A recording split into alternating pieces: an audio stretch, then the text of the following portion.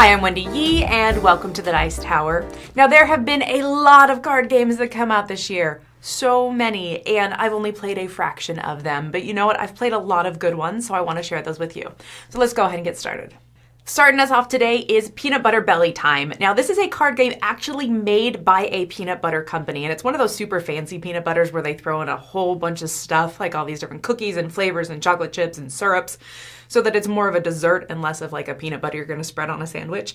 And that is exactly what you're making in this game. So it's a card drafting game, and you have multi-use cards. So as you're drafting a card, you can choose it to be either the container peanut butter that then labels what's going to be in it, or it can be the actual items that you're putting in. So it's the cookies and the chocolate chips and the marshmallows and stuff that you're putting in.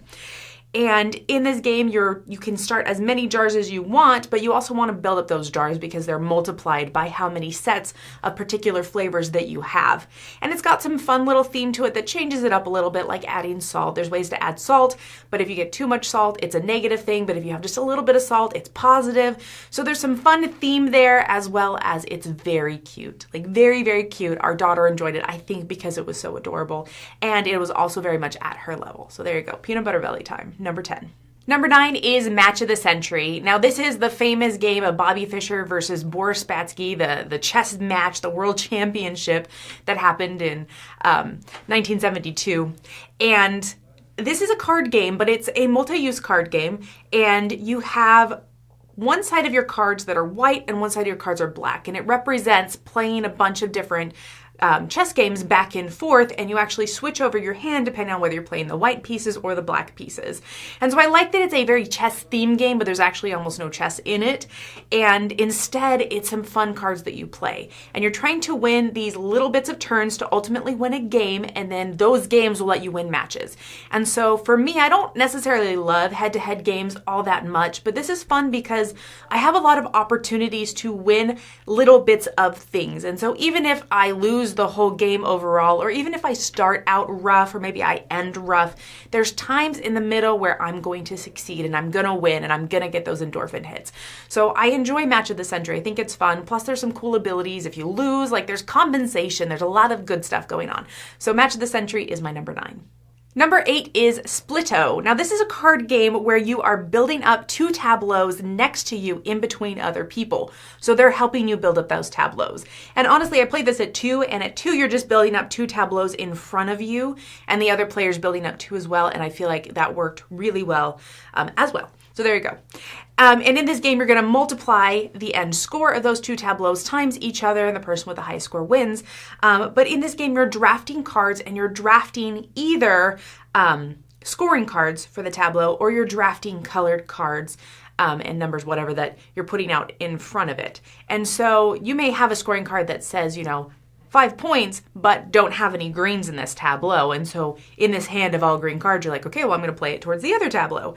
But then you need to build up that one as well. And so you're trying to balance out. And I just tend to really enjoy games like that, like Between Two Cities, Between Two Castles, and Mad King Ludwig. I like balancing out 2 different things in front of me, working with other players, and ultimately trying to create the best combination. So there you go. That's Splitto. Number 7 is Lunar. Now, this is a 2-team trick-taking game. So I would have a partner, and then 2 other people would be partners. So it's a 4-player game that you're playing together, and you're playing out tricks, and you're trying to win tricks and stuff. But instead of playing a card that is both a suit and a number, instead one of you plays the number, one of you plays the suit, and you have a handful of cards that have both. And then it follows very basic trick-taking rules, that there is a particular trump suit that is drafted out. So basically 3 out of the 4 people choose what it is not, and then whatever's left over becomes the trump.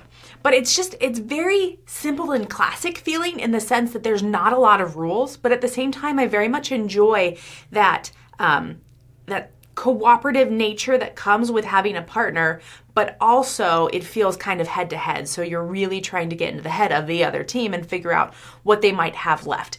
There's just a tiny bit of communication in it. I haven't figured that out fully of how, what communication to give, but you might give your lower cards or your higher cards to the other person as you trade. So there's some good choices. And I really enjoy it. I think that it's fun. So that game is Lunar. Number 6 on my list is Sail. Once again, another trick-taking game. I think that we have a pattern here that I tend to like trick-taking games. Now this one is a 2-player cooperative trick-taking game where you are pirates and you're trying to sail your ship across the ocean and reach the other side, but there's a lot of obstacles in the way. There may be rocks or krakens or whatever out there that you don't want to run into. You also have a timer deck that you can find ways to tuck cards in there to make it longer, but you only have so much time to get to the other side. And in this game, as you are playing, or as you are winning tricks, the boat moves forward and towards your direction, whereas if the other player wins tricks, they move forward and to the other direction. But if you win too many, it ends the round. And so you're really trying to balance out everybody winning the same amount of tricks while also making some cool combinations that let you do extra special things. So Sail is a fun, very low communication, cooperative trick-taking game. So that's my number 6 is Sail. Number 5 is Astron Nights.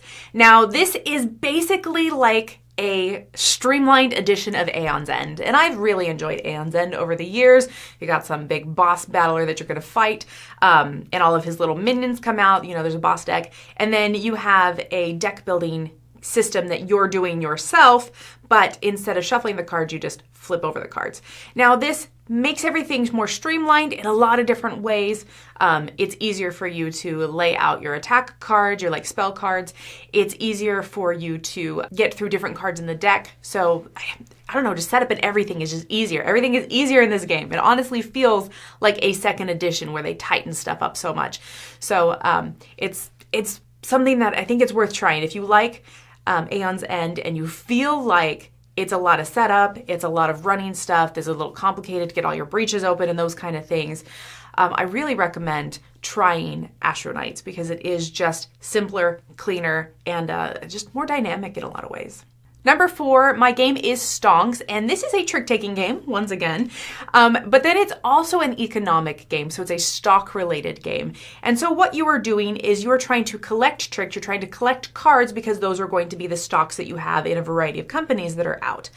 But this is one of those that if you play high cards, you get to collect tricks, and that's great, you get stocks, but if you have low cards, you get to affect the actual stock market, and so you can make stocks worth less or more depending on what you have. And so you're trying to figure out what the other player has of how many of stocks they have of other things, and you're also trying to figure out how many you have and adjust it so that you get the most points at the end of the game when you multiply the amount of stocks you have times whatever their current value is. So I like it because it ties in that economic nature and that manipulative market while being a fun, quick trick-taking game. So there you go. That one is Stonks. Number 3 for me is Nar.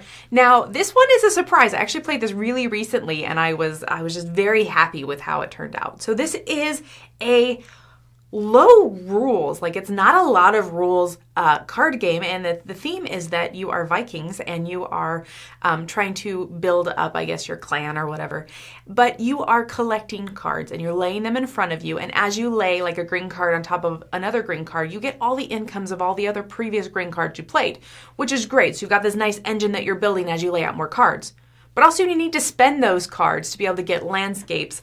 And then when you put those landscapes in front of you, they're worth points or they're worth abilities. They're worth cool things. And so it's this balance of I need to spend my engine, but also I want to keep my engine and keep it running and growing. And then there's only a certain amount of cards in the deck. So it's not like you can just get this endless supply of greens and you're like, ha ha ha, I get like 30 things. That's not possible. So in Nar, I just really enjoyed. I think that it's very clever and it doesn't outstay its welcome. In fact, I would be okay playing another round or two as you play because you're just creating so much cool stuff. So there you go. That is Nar. Number 2 on my list is Point City. This was one I was really excited about because I enjoyed Point Salad, and this is different, but it has some similar feel and at least definitely a very similar look.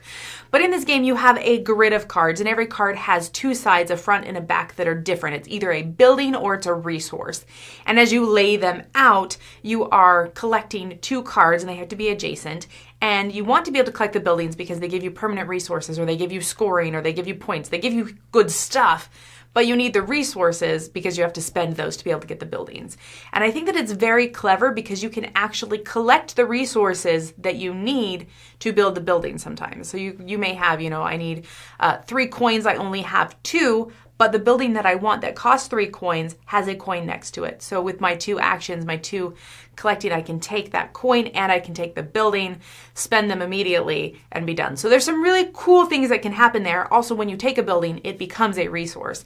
And so that that grid of cards in front of you is so dynamic and it's always changing. So I very much enjoy Point City. I think that it's clever. I think it's short and sweet, and it's a good card game. Last on my list is Busy Beaks. Now, this is one in a series of 3 Joey games that Phil Walker Harding made from his own little publisher company. And they were all kid games, but this is the one that I liked the most. And honestly, I think it was the most advanced of the kid games. And what you're doing is you are collecting birds. You've got these 3 rows of birds out, and you're trying to collect sets of them so that you can trade them in to get eggs, and the person with the most eggs wins. But the cards that you have in your hand are also the cards that you're going to play on your turn to help you collect more birds. And they all do different things. And, some will let you draw, some will let you take, birds that are next to wherever you place or in the same row as the one that you place. So there's a lot of variety of abilities. And so you're balancing out those choices of, do I want to play out this bird, or do I want to keep this because I think I can get more as I look at what's in the lineup currently. So some good decisions there. I also like that the birds that are shuffled in the deck, each game can change, and so there's a variety of them, and so you can have a different feeling game every single time. This is one that I see very expandable. Hopefully they do expand it, because I think that would be enjoyable, and I like the little bird theme. That's very fun. So there you go. That's my number 1 card game of the year. Thanks so much for joining me today. Once again, I'm Wendy Yi, and I hope you enjoy the rest of the spectacular.